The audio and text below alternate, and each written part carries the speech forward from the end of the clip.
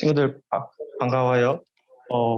이렇게 예배당에 나온 친구들도 반갑고 이렇게 지금 인터넷 줌으로 함께 참여하고 있는 친구들도 매우 반갑습니다.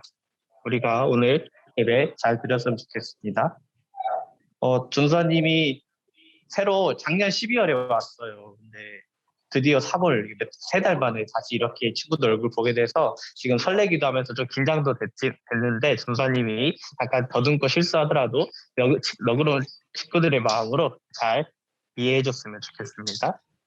오늘 우리가 함께 볼 하나님의 말씀은 마태복음 18장 21절에서 35절까지의 말씀입니다. 마태복음 18장 21절에서 35절까지의 말씀. 성경책 가지고 온 친구는 펴서 찾아보고 안 가져온 친구는 나오는 걸 보고 확인했으면 좋겠어요.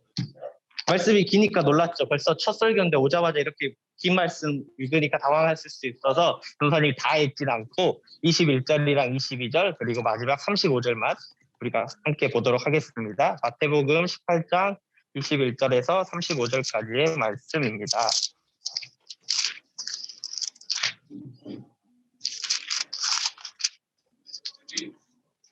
자, 그럼 찾은 걸로 믿고 우리 한 목소리로 같이 21절, 22절 같이 읽어보도록 하겠습니다.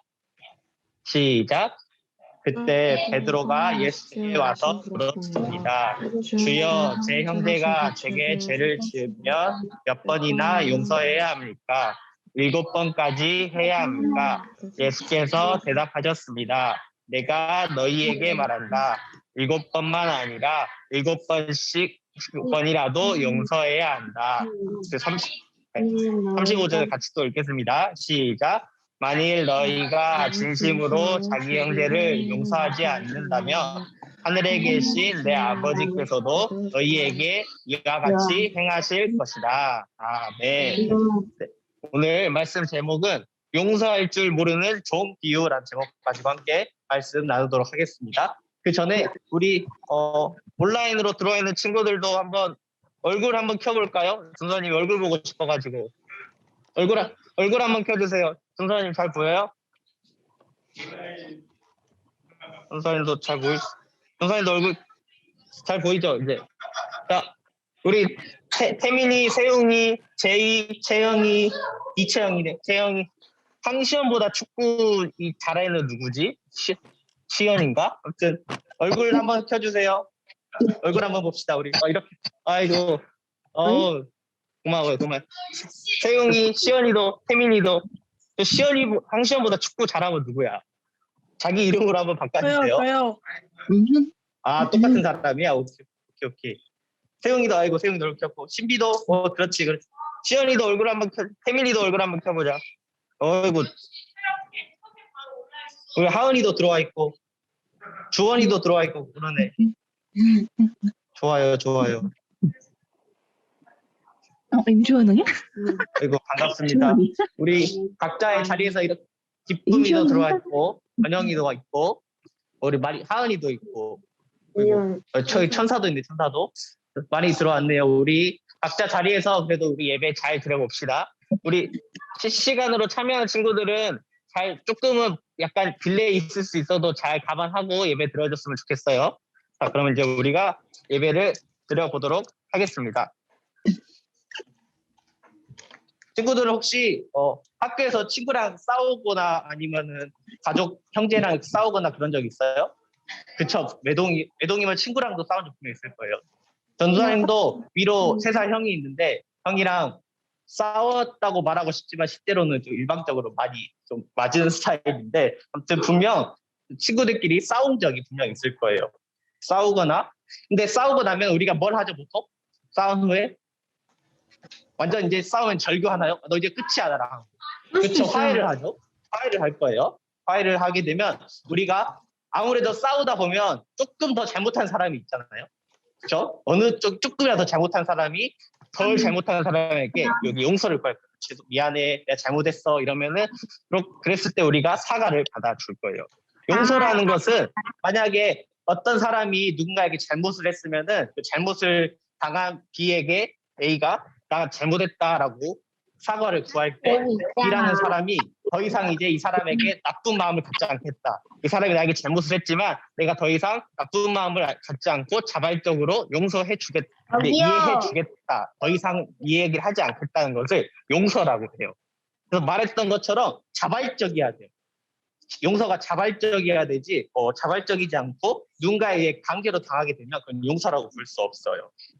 근데 전도사님은 어렸을 때 지금은 모르겠지만 전도사님 초등학교 때는 이 용서라는 거에서 좀 약간 다르게 배웠어요.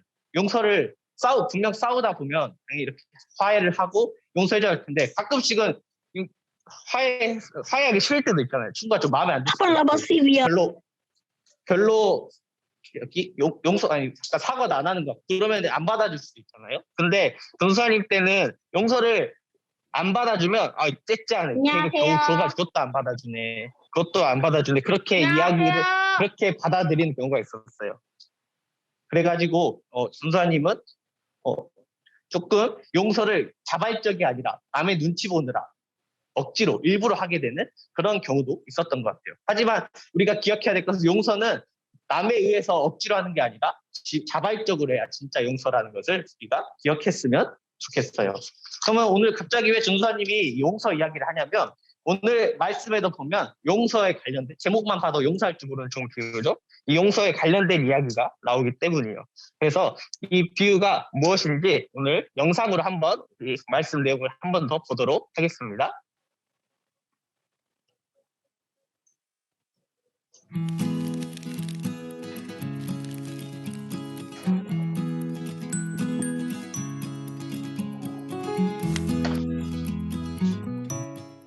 베드로가 예수님께 물었어요. 누군가 제게 잘못을 저지르면 몇 번이나 용서해야 합니까? 7번 용서하면 되겠습니까? 예수님이 대답하셨어요. 7번이 아니라 7번씩 70번까지라도 용서해 주어라. 그런 다음 예수님이 하나님 나라의 용서는 어떤 모습인지 비유로 들려주셨어요. 예수님이 말씀하셨어요. 어느 날 한 왕이 자기 종들을 모두 불러 그들이 왕에게 진 빚이 얼마인지 물었다. 한 종이 왕에게 1만 달란트나 되는 빚을 졌다. 하지만 종에게는 갚을 돈이 하나도 없었기 때문에 왕은 종과 종의 가족까지 모두 노예로 팔아 빚을 갚으라고 명령했다. 하지만 종은 무릎을 꿇고 엎드려 왕에게 이렇게 간청했다. 제발 시간을 조금만 더 주십시오. 제가 꼭 다 갚겠습니다. 왕은 종을 불쌍하게 여겼다. 그래서 그를 감옥에서 풀어주고 빚도 모두 없애주었다. 종은 왕에게 빚을 갚지 않아도 되었다.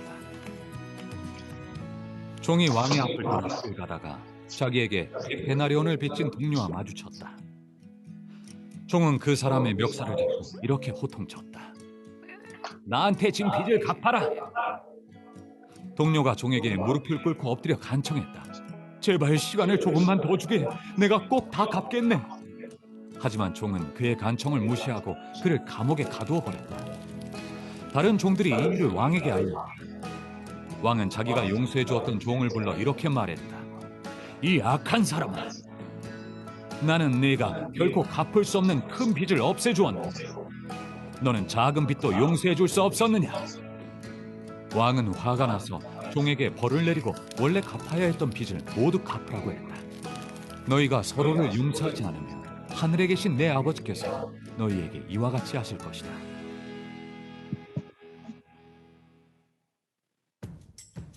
우리는 아무리 애를 써도 하나님께 진 빚을 갚을 수 없고 우리 죄에 대한 하나님의 벌을 없앨 수 없어요.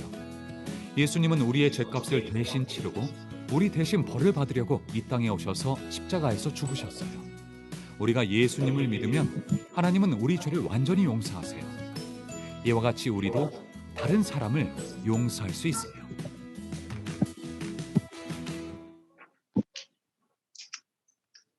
네, 영상 잘 봤나요? 말씀을 우리가 다시 같이 한번 살펴보도록 할게요. 예수님의 제자 중 한 명이 베드로가 예수님에게 물어봤어요. 예수님, 누가 나한테 잘못을 하면 몇 번을 용서해 줘야 돼요? 하면서 베드로가 먼저 숫자를 말해요. 7번 용서해 주면 되냐고 물어봤어요. 그런데 그때 이스라엘 사람들은 용서를 3번까지 해주는 그런 관습이 있었어요. 그 나라의 풍습상 3번까지는 용서를 해준다. 그런데 베드로도 분명 이스라엘 사람이니까 그 3번이 국룰인 걸 알고 있었겠죠. 그런데 3번을 하지 않고 7번 하면 되냐고 물어보고. 이거는 우리 베드로의 성격이 좀 엄청 열정적이고 좀 나서기 좋아하고 눈에 띄길 좋아하는 성격이었어. 그래가지고 이제 예수님한테 자랑하려고 그러는 거지. 예수님, 원래는 3번이라고 하는데 7번 정도 하면 되지 않겠습니까? 이렇게 예수님에게 기대를 구하면서 나 잘했다고 칭찬받기 원하는 식으로 얘기를 했던 거예요. 근데 예수님이 7번, 베드로가 7번 하면 되냐고 물어보자. 예수님이 뭐라고 답했죠? 70번에 7번만큼이나 용서를 해야 된다 그랬어요. 70에 7을 곱하면 몇이죠? 40? 490, 그렇죠. 490이죠. 490번이나 용서하래요. 누가 나한테 잘못했으면 용서를 490번이나 해달라고. 이거는 너무 큰 숫자죠. 그래서 베드로가 당한 거예요. 갑자기 난 칭찬받을 애들인데 오히려 더 핀잔을 들으니까 베드로가 당하게 됐어요. 그러면서 예수님께서 한 이야기를 들려준 게 아까 왕이랑 종, 그리고 종이 돈 빌려준 사람 이야기예요. 한 왕에게 10,000달란트를 빚진 그 종이 있었던 거예요. 근데 갚아야 되는데 도저히 갚을 수가 없는 거예요. 돈이 너무 커가지고. 그래서 이제 왕이 이제 불러가지고 너 왜 돈 안 갚아? 제가 돈이 없습니다. 그러면 너의 모든 집까지 다 팔아서 너 내 종살이 하면서 살아 이렇게 말하니까 종이 애원을 한 거예요. 왕한테. 죄송합니다. 진짜 돈이 없어서 시간 좀만 주시면 제가 꼭 갚을게요 라고 말하니까 왕이 갑자기 마음이 바뀌었나 봐요. 그래 그럼 내가 10,000달란트 다 갚은 걸로 쳐줄게. 앞으로 열심히 살아 하고 보내준 거예요. 엄청 땡잡았죠, 종이. 그래서 이제 종이 이제 다시 집으로 신나서 돌아가고 있었어요. 그러다가 종이 자기 아는 사람한테 100데나리온을 빌려줬대요. 근데 아직 못 받았던 거예요. 근데 가다가 그 사람을 만난 거예요. 그래서 이제 그 사람을 만나니까 돈 갚아 이렇게 했죠. 근데 그 사람도 돈이 없다. 조금만 시간을 주라 이렇게 얘기하니까 이 종은 왕이 자기 했던 거하고 다르게 멱살을 잡으면서 너 왜 돈 안 갚아 하면서 그대로 감옥에 가둬버린 거예요. 돈 안 갚는다고. 이 이야기를 왕이 들은 거예요. 왕이 듣고 나니까 어이가 얼마나 어땠어요. 자기는 10,000달란트나 깎아줬는데 100데나리온 안 갚았다고 가둬버린 거예요. 그래서 너 왜 그랬어 하면서 너는 벌을 받아야 돼 하면서 그 종을 다시 감옥에 가둬버렸다는 게 오늘 예수님께서 말씀하신 비밀 이야기입니다. 들어보면은 어때요? 종 진짜 치사하지 않아요? 근데 아직 친구들이 10,000달란트 그리고 100데나리온 말하니까 감이 안 올 수가 있어요. 그래서 전사님이 현재 가치에 지금 우리가 쓰고 있는 대한민국 돈의 가치에 바꿔서 한번 다시 우리가 봐보도록 할게요. PPT가 안 넘어가네요. PPT 한 번 더. 네, 아니 앞으로. 네. 1데나리온은 하루 품삯이라는 기준을 가지고 있어요. 하루 품삯이라 하면은 친구들이 애매할 수 있지만 약간 어렵지만 우리나라 법적 기준으로 최저 시급이라는 게 있고 그리고 하루에 일할 수 있는 최대 시간이 있어요. 그래서 그게 9시간이고 최저 시급이 8,720원이거든요. 그러면은 우리가 하루에 받을 수 있는 일하면 친구들도 일하면 받을 수 있는 품삯이 하루에 78,480원을 벌 수 있어요. 좀 많죠? 근데 그럼 여기서 100데나리온이라 했으니까 이제 수학 시간이에요. 잠깐. 여기서 100데나리온이면 얼마예요? 1데나리온이 그렇죠. 그래서 100데나리온은 784만 8천 원이에요. 그러니까 종이 종이 784만 8천 원을 빌려줬는데 안 갚으니까 멱살 잡고 감옥에 넣어버린 거예요. 자, 그런데 종이 얼마를 아까 빌렸다고 했죠? 10,000달란트를 빌렸단 말이에요. 근데 이 1달란트는 6,000데나리온이에요. 이제 살짝 이제 머리 아프기 시작하죠. 아까 1데나리온이 얼마라 그랬죠? 하루 품삯 아까 78,000 어쩌고 그 정도죠. 근데 6,000데나리온이면 1달란트가 얼마일까요? 암산 하면은 우리 수학 연재가 안 될 거예요. 준사님이 말해줄게요. 1데나리온은 즉 하루를 일했을 때 받는 품삯이에요. 그러면은 1달란트란 말은 6,000일을 일했을 때 받는 돈이에요. 친구들 6,000일이면 대충 몇 년이에요? 1년이 mi안해요. 1년이 365일이니까 6,000일을 일하는 거면은 약 20년을 일한 거예요. 20년. 20년 일했을 때 버는 돈이 1달란트. 근데 이게 얼마? 그러면은 근데 20년을 일한 게 1달란트니까 그러면 10,000달란트면은 20에다가 만 곱하면 20만이죠. 그러면 20만 년을 일해야 벌 수 있는 돈이 10,000달란트. 10,000달란트. 친구들 20만 년 일할 수 있어요? 일하기 전에 죽겠죠? 우리가 평균 수명이 100살이라고 하니까. 그래서 이거를 금액으로 합산했을 때 얼마냐면은 놀라지 말아요. 금액은 넘어가야 되는데 금액이 너무 커서 안 넘어가고 있어요. 금액은 이거 얼마인 것 같아요? 친구들 이거 얼마라 이거요? 세봐요. 그래서 하나씩. 5,232억. 그렇죠. 5,232억이래. 얼마인지 상상해 봐요. 중산이 지갑에 10,000원 있는지 모르겠는데 저게 10,000원짜리 별로 몇 개 없네. 있어야 되는 거지? 하나, 둘. 엄청 많이 있어야 돼. 엄청 많이. 5,232억을 상담해 준 거예요. 안 갚아도 된다고. 그랬는데 아까 종이 빌려준 돈은 780만 원 정도. 5,232억을 빌려준 거를 안 갚아도 된다고 했는데 종은 780만 원. 많이 쳐줘서 800만 원 안 갚았다고 감옥에 가다 버린 거예요. 어때요? 이거 맞는 것 같아요? 너무 치사하죠, 그쵸? 너무 치사하다. 근데 전도사님은 살짝 이해는 가요. 왜냐하면 내가 이 빚을 깎였지만 당장에 나한테 780만 원이 생긴다면 어떻게든 780만 원을 날려버릴 수 없잖아요. 그래서 이해는 조금 가겠네요. 하지만 그만큼 남을 용서한다는 것. 내가 누구한테 용서는 받을 수 있지만 누구한테 용서받는 건 쉽지만 내가 다른 사람을 용서한다는 것은 결코 쉽지가 않다는 거예요. 왜 예수님께서 저번 주에 설교랑 조금 이어질 수 있어요? 왜 예수님께서 비유로 이야기한다 하셨죠? 저번 주에? 혹시 기억나는 사람? 예수님께서 비유를 통해 설명하시는 이유.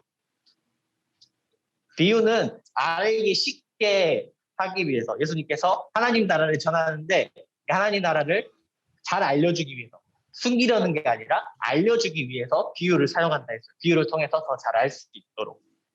그래서 이 비유 또한 하나님 나라에 대해서 잘 알려주기 위해서 이렇게 비유를 사용하셨던 거예요. 여기서 말하는 10,000달란트, 그리고 왕은 하나님이고 10,000달란트를 탕감해 준 것은 하나님께서 우리를 향한 사랑, 그리고 우리가 가지고 있는 죄를 갚을 수 없는 그 큰 죄를 탕감해 줬던 것을, 그 죄를 용서해 줬던 걸 이야기해요.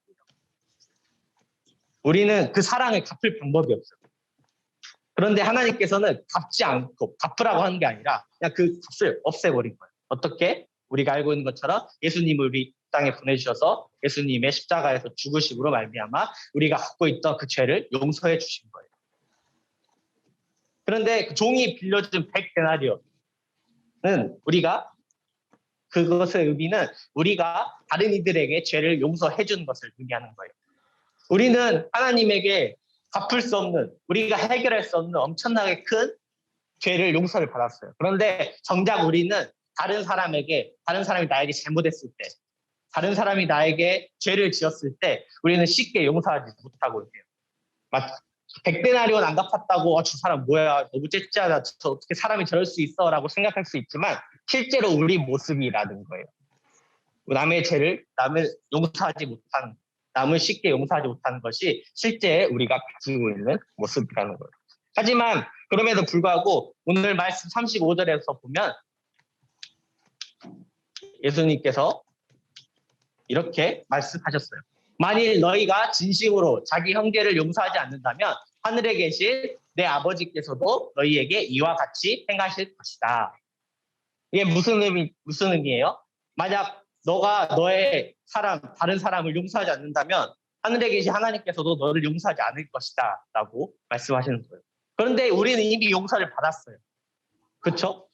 그렇기 때문에 저 말은 반대로 보면 우리가 용서를 하지 않으면 하나님께서도 우리를 용서하지 않는다고 말씀하셨지만 이미 하나님께서 우리를 용서하셨기 때문에 우리도 다른 이를 용서할 수 있다는 거예요. 누군가를 용서하는 게 쉽지 않을 수 있고, 분명 갑자기 막 학교에서 보면 나 이유 없이 막 괴롭히는 친구가 있을 수도 있고, 나는 분명 잘못 안 했는데 억울한 일이 생길 수도 있고, 그런 여러 가지 일 때문에 용서하기 어려운, 감정적으로 힘든 일이 분명 주변에 우리가 살아가다 보면 많이 있을 거예요. 하지만 용서가 어려울 수 있지만 그럼에도 우리는 용서할 수 있도록 노력해야 한다. 왜냐하면 하나님께서 우리가 용서할 수 있도록 힘을 주시기 때문입니다. 우리가 기억해야 될 것은 우리는 10,000달란트만큼이나 용서받을 수 없던 그 죄를 용서받았다는 거예요. 그렇기 때문에 우리 역시도 10,000달란트만큼이 아닐지라도 우리가 다른 사람에게 우리가 용서를 받은 것처럼 우리도 다른 사람을 용서할 수 있어야 되는 거예요. 이 비유가 하나님의 나라에 관련된 거라 했죠. 하나님의 나라는 용서와 사랑이 가득한 곳이기 때문이에요. 그래서 용서하지 않는 사람은 결코 하나님 나라에 갈 수 없는 거예요. 용서받을 수 없는 우리도 용서받았기 때문에 우리에게 용서할 수 있는 힘을 주시는 거예요. 우리가 그 힘으로 나아가면 우리가 다른 이를 용서할 수 있을 거예요. 우리 태광교회 초등부 친구들이 우리가 갚을 수 없는 큰 사랑과 용서를 받았다는 것을 기억하면서 우리 다른 이들도 용서할 줄 아는 우리 친구들이 되기를 예수님의 이름으로 소망합니다. 기도하겠습니다. 우리 함께 기도하도록 하겠습니다. 목사님이 대표해서 기도하도록 할게요. 오늘 말씀 가지고 기도하겠습니다. 사랑의 하나님, 오늘은 용서하지 못하는 종 비유에 대해서 들었습니다. 하나님, 우리는 10,000달란트만큼이나 크나큰 갚을 수 없는 커다란 용서를 받았습니다. 우리가 가지고 있는 죄가 하나님의 사랑으로 용서받았습니다. 하지만 우리는 100데나리온만큼 그런 작은 죄도 우리가 남을 용서할 수 없는 그런 마음을 가지고 살아가고 있습니다. 하나님, 우리에게 다른 이를 용서할 수 있는 힘을 주시고 우리가 다른 이를 미워하고 시기하고 배척하는 것이 아니라 사랑하고 용서하는 하나님 나라 자녀다운 모습으로 살아가는 저희 태광교회 초등부 친구들이 되게 하여 주시옵소서. 감사합니다. 주님, 예수님의 이름으로 기도합니다. 아멘. 아멘.